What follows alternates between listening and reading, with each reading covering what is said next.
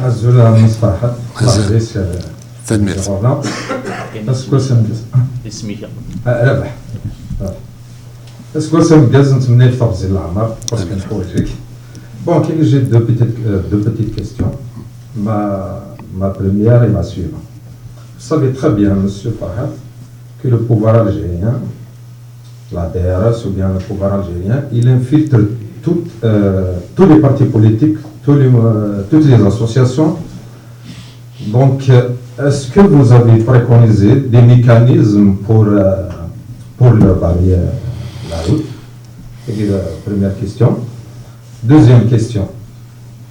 J'ai remarqué, comme tout le monde a remarqué, quand il s'agit de Saleh Farhat, le pouvoir algérien, il utilise Ouihia. À chaque fois, donc j'ai remarqué à chaque fois, que Farhat, Ouihia était disqualifié. Ne pensez-vous pas que le pouvoir s'inscrit dans la même logique depuis le mouvement national? Pour salir un Kabyle ou bien pour abattre un Kabyle, il faut un Kabyle. Merci beaucoup.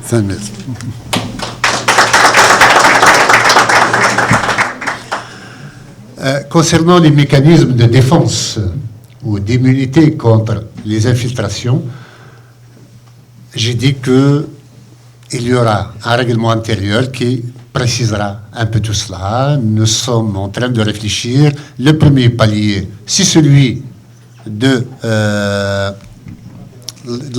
l'approbation, la période probatoire avant d'adhérer définitivement, d'être membre du MAC, mais il y aura d'autres mécanismes de mise à l'épreuve du postulant à la responsabilité ou à adhérer au MAC qui seront donc mis sur pied. Concernant les KDS, les Kabyles de service, contrairement à tout ce que vous dites ou à ce que l'on croit, je l'ai écrit dans le siècle identitaire, vers la fin, l'épilogue. Les KDS sont des hommes de pouvoir. Ils sont avec tous les pouvoirs, même les plus barbares, les plus assassins, les plus cruels. Pourquoi ils sont dedans? Juste parce qu'il n'y a pas d'État kabyle. Si demain il y a un État kabyle, ce seront les premiers à courir pour le gérer.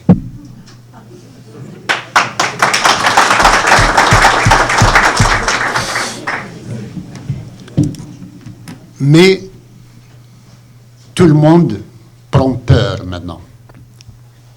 Tout le monde prend conscience, du moins, pas peur. Tout le monde prend conscience, parmi les KDS, que l'Algérie ne les protégera jamais, que l'Algérie va les jeter comme des Kleenex une fois qu'on s'en est servi. L'Algérie va les piétiner elle-même. On a vu Toufiq, Rabb el-Zahir, comme on l'appelait. Regardez ce qu'ils lui ont fait, parce qu'il est d'origine kabyle. On a vu Mehana Jbar, on a vu Touati, on en a vu d'autres. Ils les ont tous débarqués. Personne dans les clans qui sont au pouvoir, qui se partagent le pouvoir depuis 1965, personne n'a confiance en un cadre kabyle. On a un officier supérieur kabyle. On a un commissaire kabyle. Vous savez, au Printemps Noir, ce qui s'était passé, on a désarmé tous les officiers kabyles, tous les soldats kabyles dans l'armée, pour qu'ils ne retournent pas leurs armes contre le système lui-même. Alors, Ouihia, il m'est pénible de parler d'un individu. Il ne représente pas grand-chose, sinon quelqu'un qui offre ses services à un régime pour perdurer dans la prébande et la dilapidation des ressources du pays. Certes, il ne fait pas honneur au Kabyle. Je suis le premier à le dire. Mais c'est un élément, à la limite. Est-ce qu'on peut dire qu'Ouihia est Kabyle? Il est, oui, disons qu'il est algérien. Il ne se revendique pas de sa kabilité. Il se revendique comme algérien. Il se revendique de son algérianité. Il faut faire la distinction entre un Kabyle et un Algérien. Celui qui ne veut pas l'indépendance de la Kabylie, il n'est pas Kabyle, il est algérien. Même si, au fond de lui-même, il sait qu'il est d'origine kabyle. Mais il se vit et se bat pour être algérien, et non pas pour être kabyle. Sachant que l'Algérie n'a qu'un seul objectif vis-à-vis des Kabyles, c'est leur extinction. Pas une extinction physique, tous, non. Une extinction linguistique, identitaire et culturelle. C'est ça l'objectif de l'Algérie. On ne peut pas construire l'Algérie sur la base des différences. L'Algérie est un pays jacobin.